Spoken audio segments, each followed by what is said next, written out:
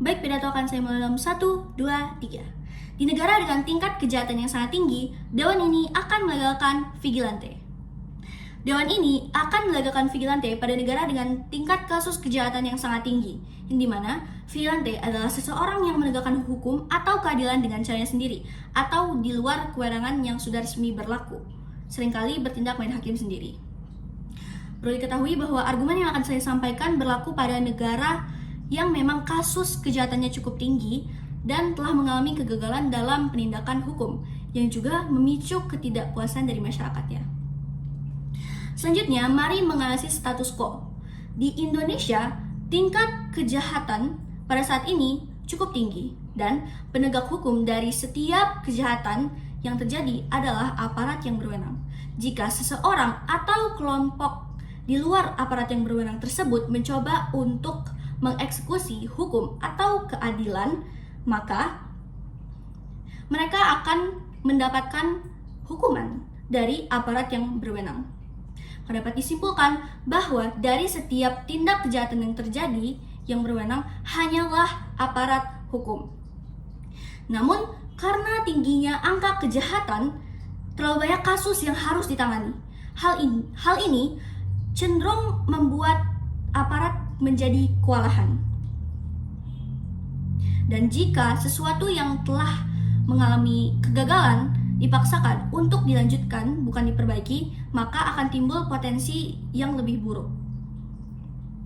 Selanjutnya, maka dari itu, kegagalan aparat hukum bukan hanya terjadi pada kejahatan yang tergolong kecil, melainkan kejahatan yang tergolong besar. Kegagalan penindakan inilah yang menciptakan keretakan kepercayaan masyarakat dan menumbuhkan rasa ketidakadilan. Selanjutnya masuk ke masalah yang pertama, yaitu penegakan hukum yang tidak maksimal.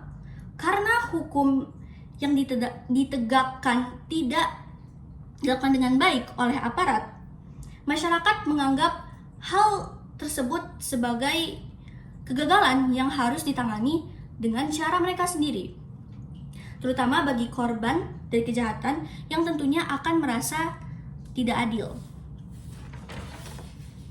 Lalu, hal tersebut memicu korban untuk mengadili dengan caranya sendiri. Dan karena hal tersebut tidak diperbolehkan, yang terjadi adalah justru korban juga mendapatkan sanksi. Alih-alih mendapatkan keadilan, sanksi ini justru juga mengganggu psikologis korban. Ini membuktikan bahwa negara tidak mampu menjamin keadilan bagi yang tertindas. Korban yang mengalami kekecewaan malah menjadi kecewa lagi karena hukum itu sendiri. Karena dia menjadi korban dari hukum itu sendiri lagi.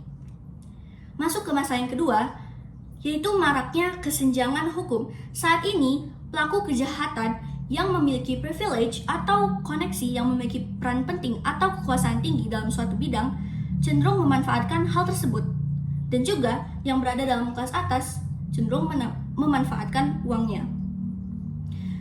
Hal tersebut membuat para pelaku mengabaikan hukum. Pelaku cenderung tidak merasa takut dari awal dan bahkan tidak merasa menyesal setelah melakukannya. Meskipun kejahatan mereka itu diketahui dan disadari, karena adanya koneksi tersebut, segala cara dilakukan agar pelaku tersebut dapat dibebaskan dari hukuman yang terjerat dengannya. Belum lagi kalau membahas dari sisi korban.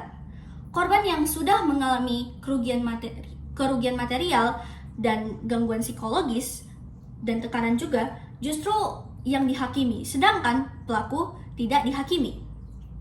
Hal ini kembali mencerminkan bahwa negara tidak mampu menjamin keadilan. Maka dari itu, saya berpendirian bahwa vigilante akan dilegalisasi secara terbatas. Saya tidak mengatakan bahwa vigilante adalah solusi menyeluruh dan jangka panjang, karena vigilante sendiri tetap membawa potensi bahaya. Namun, hal tersebut dapat ditata dengan mekanisme yang sudah saya buat. Vigilante dibolehkan pada tingkat kejahatan awal yang meliputi kriminalitas seperti pencurian skala kecil, perusakan lingkungan, dan mengganggu ketertiban umum. Dan juga meliputi kejahatan menengah seperti begal, pemerasan, dan sebagainya.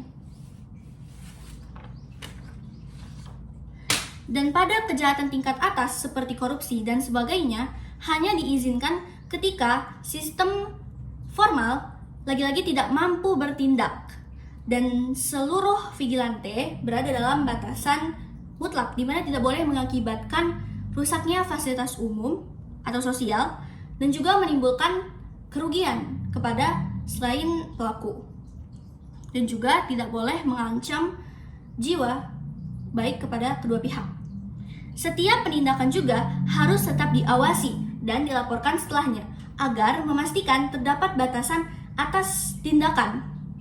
Kebijakan ini juga tidak dilakukan secara terus-terusan, melainkan akan diberhentikan ketika aparat hukum dirasa sudah lebih stabil dan juga lebih profesional, dan juga ketika masyarakat sudah kembali bisa mempercayakan penanganan atas setiap tindak kejahatan kepada negara ataupun aparat hukum. Tujuan dari mekanisme yang saya ciptakan ini adalah saya ingin merangkul korban-korban dari tindak kejahatan dengan cara menjamin bahwa korban perilaku kejahatan mendapat keadilan di tengah sistem yang kurang maksimal.